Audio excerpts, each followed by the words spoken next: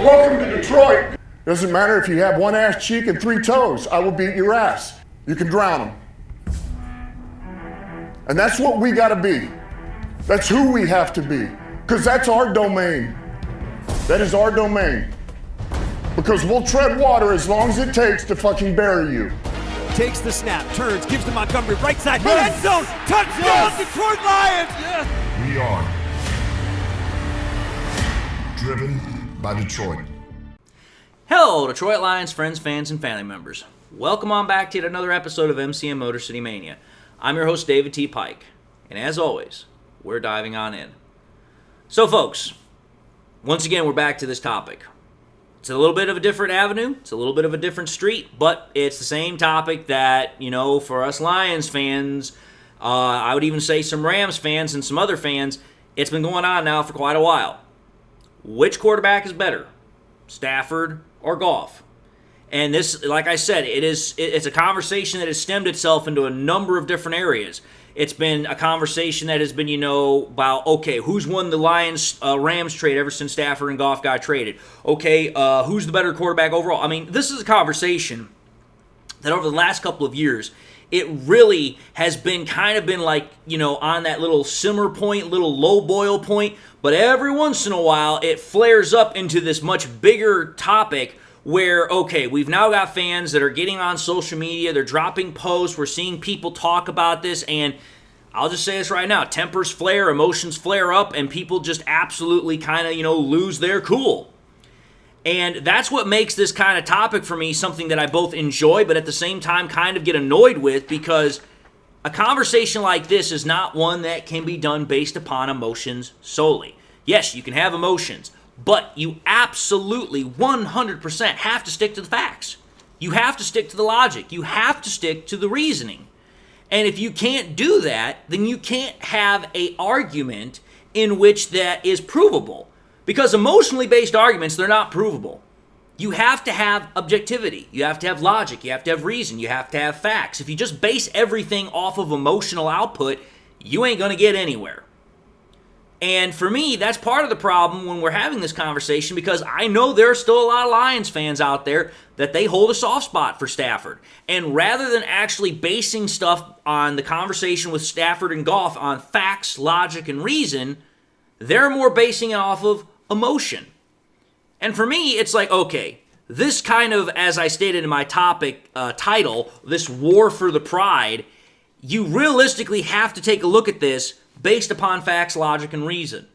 But the question is, when you're having this conversation, it's very difficult to do so, because the conversation right now is, well, who's the better Lions quarterback? Or better yet, who has had the better legacy with the Detroit Lions? That's the conversation. That's the question right now. Well, the question is, how does one actually define a legacy? How does one actually answer that question and put it in a way that is fair, honest, and factual, and yet, as I said, you still maintain objectivity? Well, I'll say this. It certainly is not an easy topic to handle. But I'm going to tell you this. It's one that I don't shy away from. And it's also not an easy topic to handle, especially when the legacy of one who is still within this question, which is Jared Goff, is still being written as he's playing here in Detroit. But that's what we're going to do. And for me, there are a couple of things that you have to take a look at when you're having a conversation about a legacy. You have to be able to say, okay, well, what's been their contributions to the team? What's the status of the team? Or what were they like when they were here? What was their ability to win, whether it was in the regular season or the postseason? What were their cumulative stats while they were here with Detroit, as far as, their best years? What were the circumstances when they arrived? What was their time here like? You also have to take a look at the fan element. You have to take a look at what they've done for the city, what they've done for the team. These are all things that you have to consider when you're having this topic. So that's exactly what we're going to do. So let's take a look at it. Let's take a look at the first one that I talked about, which is contributions to the team, which I kind of consider with the status of the team. When you consider both of these quarterbacks, Goff and Stafford, let's just call it for what it is. Their arrival to Detroit was neither one of great circumstance, because you have to consider the team that they were inheriting at the time. Stafford was inheriting a team that only the year prior had gone 0-16. That's why we had the number 1 overall draft pick that year, which was allowing us to draft Stafford. So Stafford was inheriting a team that was an absolute mess. And on top of that, when he got there too in 2009, the team didn't do much better than that. It finished 2-14 that year. Now, granted, Stafford didn't play a lot that year, but still, it didn't do very well. Stafford was also taking over for a team that year that had a brand new head coach, brand new offense coordinator, defense coordinator, and GM. So the team was largely starting over from scratch, and it was a complete rebuild. So when Stafford got here in 2009, not exactly the best of circumstances. Now for Jared Goff, it didn't fare much better. In 2020, which was the last year Stafford was with us, the team had finished 5-11. And again, we had fired both our head coach and our GM mid-season. We had both offensive and new defensive coordinators. And that was very much the same kind of predicament that, Stafford had walked into when he joined the team in 2009. But I'm going to say this. Unlike Stafford, Goff came into this as a seasoned veteran. This was a guy that this was not his first rodeo. He had been in the league now for, 5 or so years. Whereas when Stafford got to Detroit in 2009, he was coming in as a rookie. That's a completely different set of circumstances as far as the personal matter of the quarterbacks. However, I will say this. Another thing that's different is that when Stafford first got here in Detroit, there were quite a lot of fans that were happy that we got Stafford. They looked at him as like, okay, this is a talented rookie. We have hope now. We have a guy that we can, that can be our franchise quarterback for years to come. We've got somebody to build a team around. I can tell you this right now, when Goff got here, there was no such fanfare. There was no such welcome party like that. In fact, most of the fan base, when Stafford was being traded out and Goff was coming in, they looked at Goff and they pretty much shunned him. They didn't like him at all. There were a lot of Lions fans that could not wait to get rid of the quote-unquote bum, as they like to call him, or the bridge quarterback was another term. So that's one way to look at this. Another way to look at it is that you have to take a look at what the quarterbacks did while they were here. Neither quarterback could be possibly accused of not giving everything that they had for the team. Both of them have played hurt for the team. Granted, Stafford has done so immensely more than what Goff has ever done, by a large margin, but they both still have done it. And both did all that they have done that they could to win for the team in the city. However, the one thing that Stafford did was inspire hope to the city with his arrival. And I said that earlier, but you have to think about it. Stafford was coming into a situation where the Lions had not had good quarterback play in, forever. The last good quarterback that the Lions had reasonably had that most fans would say was a good quarterback for us would have probably been Eric Kramer in 1990 or 1991. That would have been it. Past that, most people would have looked at the quarterbacks that we've had and said they were average at best or they were terrible at worst. When Goff got here, Goff was taking over for Stafford. Stafford had been considered the best Lions quarterback that the Lions had had since the days of Bobby Lane. So when Goff was coming in, he already had the deck stacked against him because of all that Stafford had done for the team while he was here.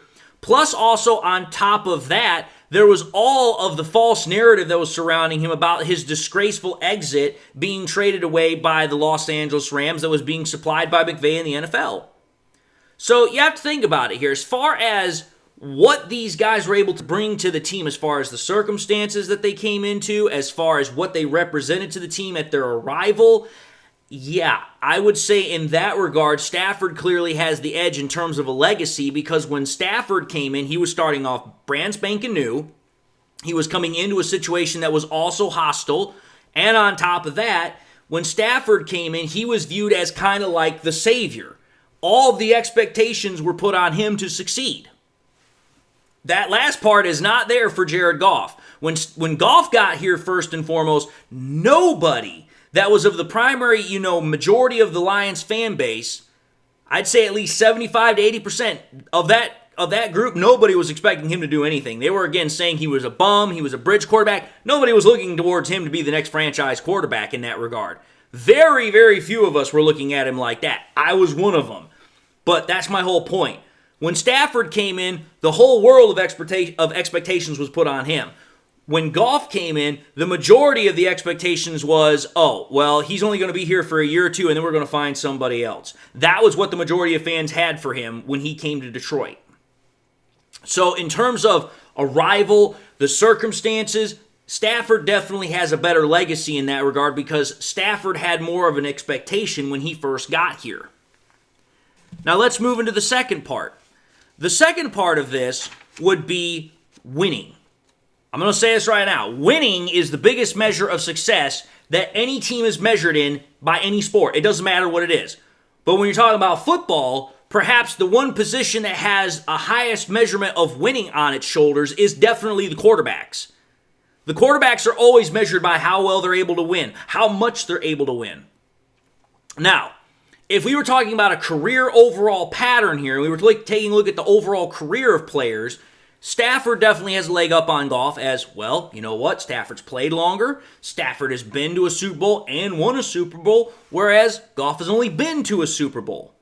Now, I know this. People are going to want to take that and say, oh, well, that right there's a big reason. Well, let's back up here and think about this. Just because Goff lost Super Bowl does not mean that that was on him. You go back to that Super Bowl, Goff could have won that Super Bowl if Brandon Cooks hadn't gotten a case of Butterfingers. He dropped 2 touchdowns in that game, which, that's right. The Rams lost that game 3-13. You put those 2 touchdowns on the board, it's now at least 14-13. So, yeah, that does make a difference. But again, we're not talking about what these quarterbacks have done over the course of their careers. We're only talking about the time that they've been here with the Detroit Lions. So the stuff that's happened outside or apart from the Lions, it doesn't matter worth a turkey. But again, if we're talking about what's happened with the Detroit Lions, Goff has clearly outdone Stafford in this department. Not just in miles, but in light years. Again, when you take a look at what Goff has done in the regular season, Goff is 39-25-1 in the regular season with the Detroit Lions. That's a 60.7 win percentage rate. That's almost 61%. Stafford, by comparison, had a 74-90-1 record, which was a 45.2 win percentage. Not even in the same ballpark. Freaking, at that point, Goff has got Stafford beat by 15-plus percentage points. And then when you take a look at the postseason, Goff is 2-2 in the postseason with the Lions. That's a 50% win rate. Stafford was 0-3, didn't win a single game, so that's a big fat goose egg. So not only in the regular season has Goff outperformed Stafford, but in also the postseason, Goff has outperformed Stafford. So it's abundantly and painfully clear which quarterback has won more in Detroit. And neither quarterback can say that they had an advantage as far as when they got here. I just literally explained to you guys how when they both got here, they inherited some crap teams. They inherited brand new leadership, brand new management. The teams were crap. They were starting over from scratch. However, I do know this. Stafford supporters are not going to miss a moment or a beat to try and say that Stafford never got the front office support that Goff has gotten. And you know what?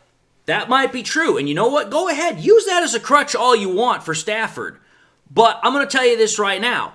I've said it before. I'll say it again now. And I will say it in the future. Just because Stafford didn't have a front office and you want to use that as a crutch, is that any reason why you're going to somehow get Stafford off the hook as to why he couldn't win? Again, the constant saying around quarterbacks and winning is you have to work with what you have. When Goff first got here in 2021, nobody wanted to hear about the fact that Goff didn't have any weapons. They were like, he's being paid all this money. He still needs to win. But yet somehow now that Stafford's no longer here, nobody wants to hear that argument. It's like the argument still is applicable. What's good for the goose is good for the gander. You can't all of a sudden just change the argument because, the circumstances aren't the same. Bullcrap. The circumstances were the exact same. The only thing that's different is that Brad Holmes and Dan Campbell proved that they're better at what they do. But the point is the player still has to go out on the field and make the job done, or get the job done. They have to make it happen. Stafford didn't do that.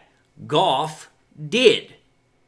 And I'm going to say this right now. To try and say that Stafford didn't have great talent around him or didn't have a chance to win here in Detroit would be an absolutely erroneous and a duplicitous lie. 3 different times, Stafford went to the playoffs. All 3 times he lost. And one time, he had the chance to win a division title for the Lions. 2014. But, as we also know, that did not happen because Stafford never won a division title with the Detroit Lions. But yet, it was right there in his grasp. Both of those attempts both of the closest attempts that Stafford got to actually winning a division title and also a playoff game for us came in 2014. And both of those attempts, Stafford failed and was a leading cause as to why the Lions didn't secure either of those achievements. Go back to the game that I'm talking about as far as securing the division title.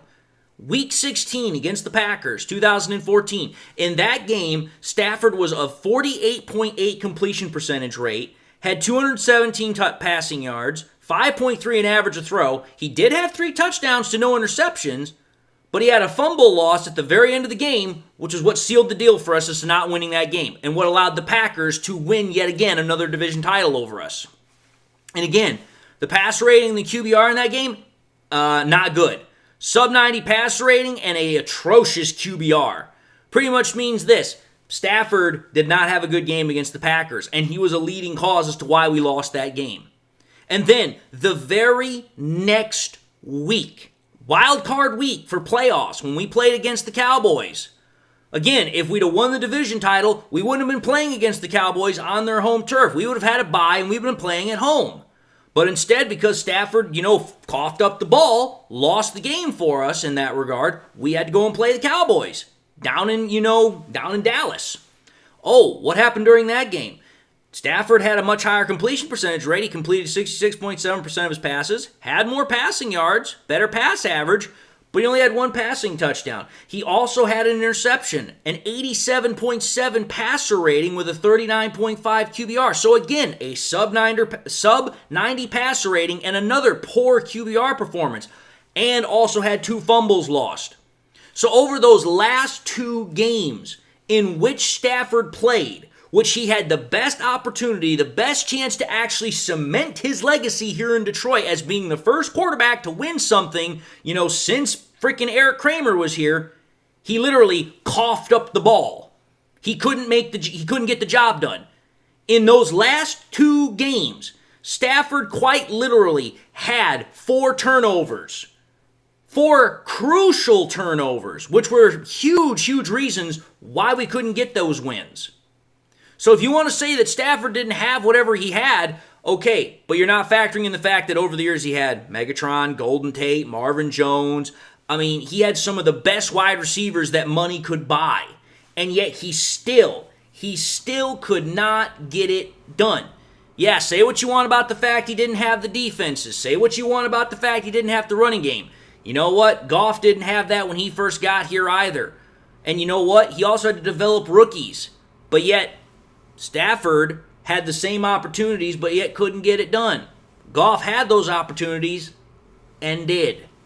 Because let me put this out there for you. Again, if we want to talk about winning here, we have to take a look at what Goff has done in comparison. Because let's think about this. In both of the division title clinching games that he had for the Detroit Lions in 2023 and 2024, and also in the very first playoff game that he played for the Detroit Lions, in which he won, take a look at his stats. In the division title clinching game against the Vikings in 2023, on the road, Goff was 75% completion rate, had 257 yards for 6.4 in average, 1 touchdown, no picks, no fumbles either, for a 97.7 passer rating and a 68.2 QBR. Again, light years ahead of what Stafford did in the freaking Week 16 game against the freaking Packers when it was a winner takes all. You take a look then to the wild card game, which then happened later that very same year against the Rams, against Stafford. 81.5 completion percentage rate, 277 yards, 10.3 in average a catch, 10.3 in average a throw, 1 touchdown, no interceptions, 121.8 passer rating with a 75.5 QBR. Again, light years ahead of anything that Stafford did for us in those big games. And then, this previous year, again, a winner-takes-all kind of game against the Minnesota Vikings for the right to secure the division title. Goff goes out there and he does this. 71.9 completion percentage rate, 320 passing yards, 10 an average a throw, 2 touchdowns, no picks, 124.5 passer rating with an 88.4 QBR. Wait a minute here.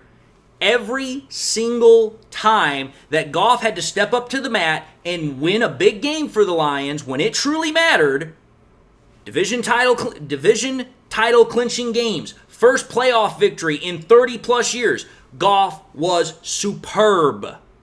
No fumbles lost, no turnovers, no interceptions, all wins. So if you want to talk about who's the better quarterback in terms of winning here in Detroit, winner takes all, it's Goff. It's not even a contest. Not even close to a contest. Not only does Goff have Stafford beat in regular season wins, but he has him beat in postseason wins. And on top of that, he has him beat in games that absolutely mattered when the quarterback had to step up and make the plays.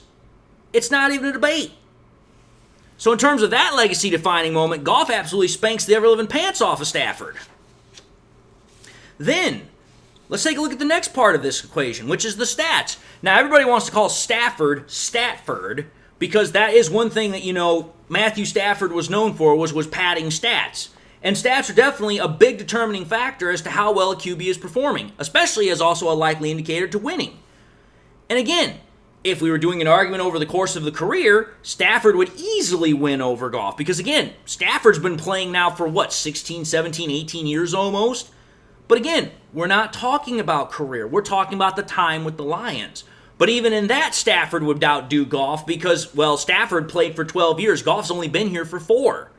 So in order to make it a fair comparison, the only way to do it is to take Goff's 4 years that he's been here with the Lions and, compare it to Stafford's best 4 consecutive years that he was with the Lions. So let's take a look at that.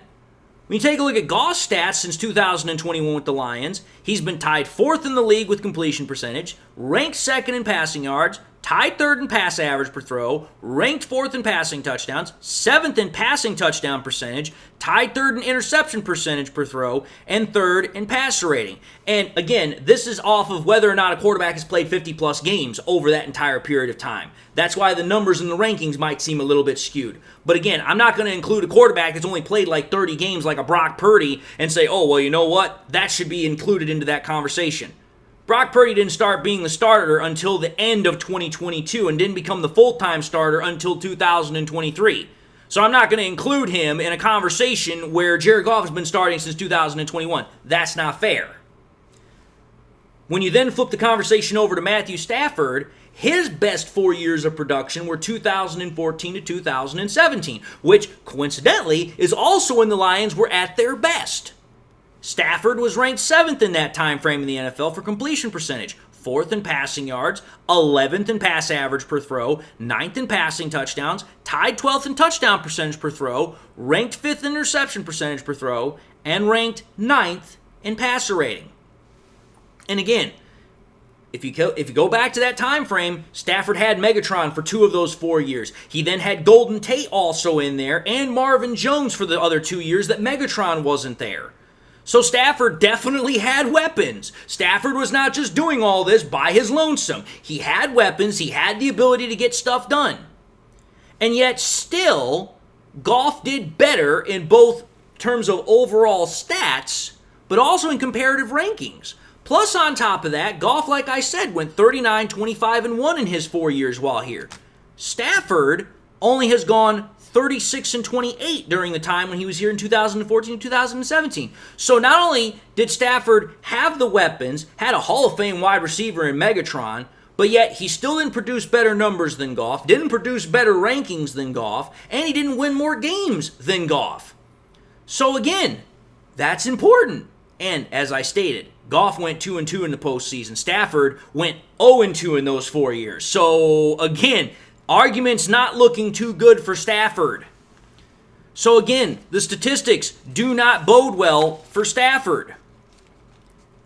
Now we get to the last part of this little argument, which is the fans, the community, the team, the city, what these 2 quarterbacks have been able to do for that. Now, yes, Stafford has been huge with the charitable contributions and all that stuff, but I'm talking about for the actual city, for the actual fans. Like, what was he able to do in regards to the football element?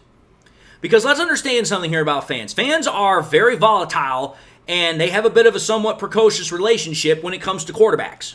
Has been that way for decades. And it's especially true here in Detroit. Because fans here in Detroit, they are quick to praise the quarterback, but they're even more quick to praise the fans here are quick to praise the quarterback when he wins, but they're even quicker and more venomous to do so in terms of scolding the quarterback when he loses. And oftentimes that praise or scolding is emotional and it's a bit of a knee-jerk reaction. However, when we take a look at the body of the evidence that I've already presented, I have presented an argument where emotion has no chance to surpass the logical argument. But still, let's consider the impact here of both each Goff and Stafford. Like I said, Goff has had a winning record here in Detroit overall. He's only had one season where he hasn't had a winning record. Goff has won 2 postseason games. Goff has won 2 division titles. Stafford, on the other hand, has a losing record here in Detroit. Never won a division title. Never won a playoff game. And again, what it simply comes down to when you have this conversation about the fans, the city, and the team, it comes down to investment made in said player versus the return they have given. In the 12 years that Stafford was with the Lions, he earned a grand total of $219 million. Never won anything for us.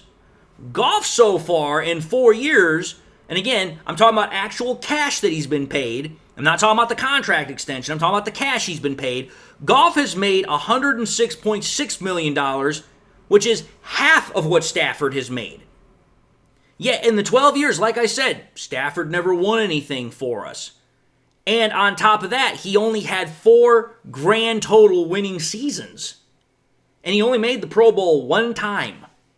But in the 4 years that Goff has been with the Lions, he's had 3 winning seasons, 2 division titles, 2 playoff wins, an NFC Conference Championship game appearance, 2 Pro Bowl selections, and 3 winning seasons, all of which have been consecutive. Stafford provided hope, but seldom, if ever, made good on that hope by actually having success. So what I'm saying here is, yeah, there was the hope there was the investment there, but there was never a return on the investment. Whereas Goff, even though nobody had any hope in him, he has provided that return on investment. Not only twice over, but 3 times over. And so for me, it's like, okay, you want to talk about the legacies of these 2 quarterbacks. Here's another little defining factor that I think should be considered in the legacy department. Just going to put it out there. Which quarterback quit on us?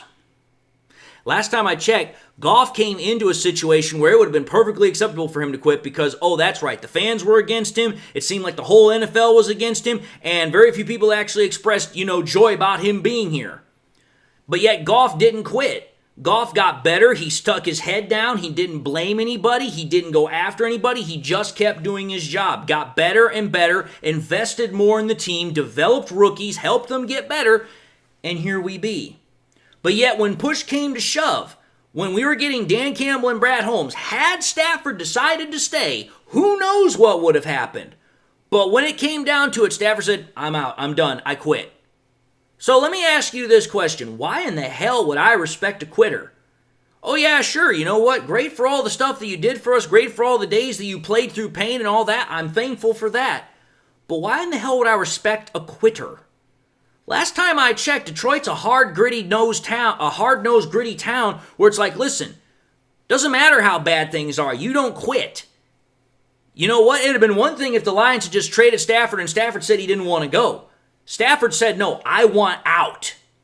Stafford was the guy that said, listen, I'm done. I quit. I don't want any more to do with this. Completely different set of circumstances if Stafford had been there and Holmes and Campbell said, no, we don't want you. We're moving on. That would have been a completely different kettle of fish. Stafford quit on the Lions. He quit on the team. He quit on the community. He said, I don't want to be here. I want to go somewhere else. Like it or don't like it, them be the facts.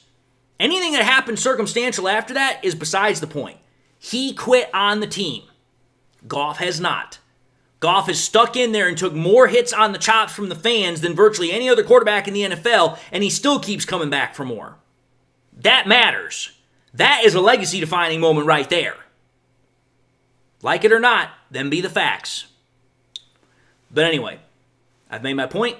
You guys do with it what you will. Having said that, I'm going to say thank you all for watching in another episode of MCM Motor City Mania. If you like what you saw, by all means, highly encourage you all to watch the next episode. Also encourage you all to do one of these three things. Like, comment, and subscribe. If by chance you subscribed in the past, forgot to do so at the time, I want to highly encourage you all, please make sure you hit that bell notification icon. Also want to encourage you all to share the content with your Lions friends and family members. And with that, I hope you all enjoyed the content. Again, I hope I was able to open some eyes, bring a different perspective, or just, rehash some, old ones here. And again, hope you all got something in life that makes you happy, makes you smile. God bless, my friends. And until the next time we meet, I'll see you all in the next episode.